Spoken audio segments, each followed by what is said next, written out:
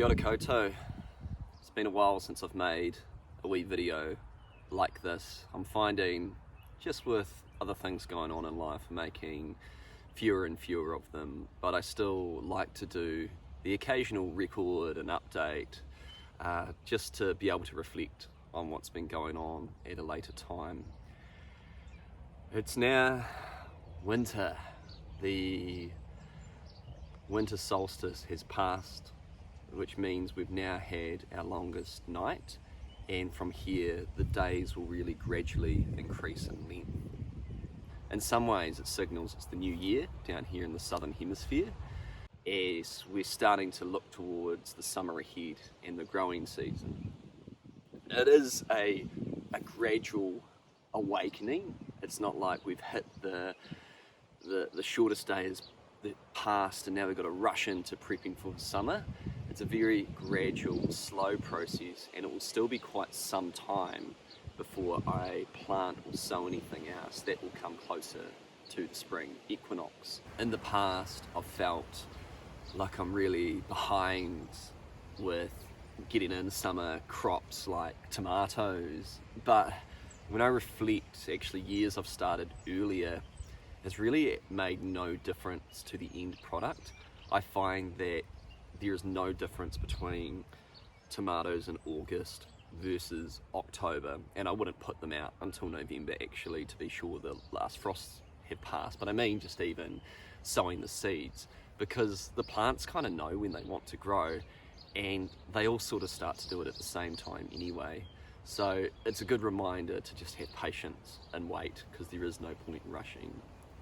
And that's a really good reminder that now is a slow time, a time to rest and recuperate, cozy up by the fire, eat lots of broth and fat, and just spend this time recuperating, because the summer months will get busier.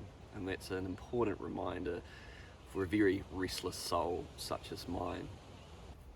Winter can sometimes seem quite depressing, and I know a lot of us can suffer from the winter blues.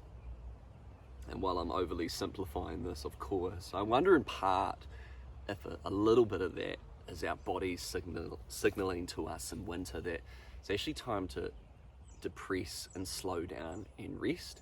And maybe that's just a little cue we need to do that. We don't feel all springy and bouncy like we would in the warmer months. To a degree, yeah, get outside and get some sunlight and feel the bitter cold air on your face, but also just take it easy.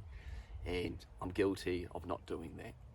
The last of the garlic has now been planted out, and that will be harvested sometime after the summer solstice. Nothing else will be sown for at least a few months now, until the temperatures and day length rises. I'm not planting a lot in the garden at this time of year, just due to it won't really do very well with these short days and the colder weather. So I am just gradually harvesting what was sown in autumn, like the brassicas and peas, and drawing upon the harvests from the summer and autumn as well, and filling up on those. It's more of a time in a way to plant trees, many whom are in their dormancy, and it's an ideal time to plant them out given conditions aren't severely harsh.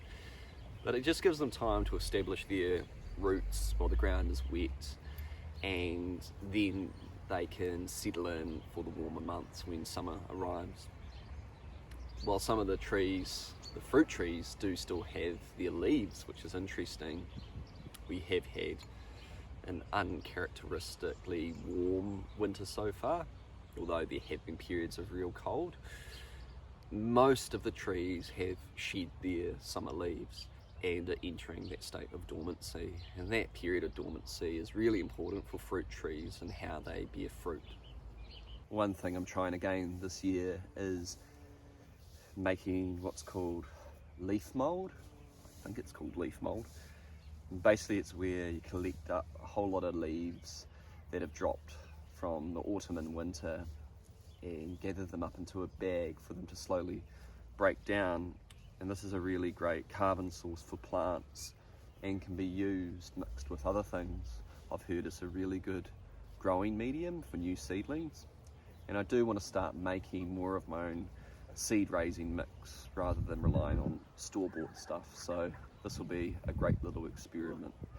The catch is, like all things in nature, they take the time they need. So it may take 1 to 2 years for it to break down to the point that I can use it for such a purpose. In winter, I notice that a lot more wildlife actually comes here on the farm, and I think that's because a lot of the native birds are trying to escape the really harsh cold and snow from the mountains. So come summer, they'll probably return there for their food, but I think just the milder climate and the foothills is better for them, so they retreat here. And so it's really wonderful. You get to see many fantail, piwaka waka, tui, bellbirds, grey warblers, kiriru, kiniakahu. It's really great to have all the wildlife here over the winter. There's even a little piwaka waka just chirping around here in the food forest around me. And they apparently are messengers, often thought of messengers for death. I guess personally I consider them as messengers for many things and maybe signals of change.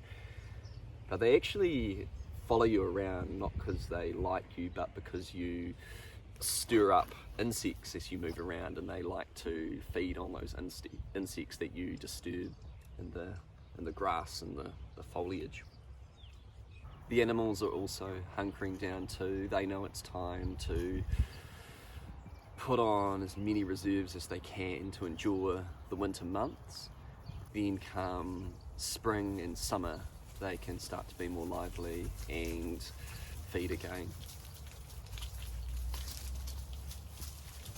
So it's a very brief update today.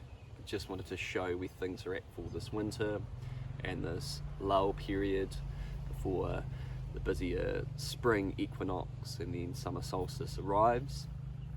And I hope you're all keeping well in these winter months and looking after your mental wellness too. But if you've made it this far, thank you very much for watching. Ka kite anō.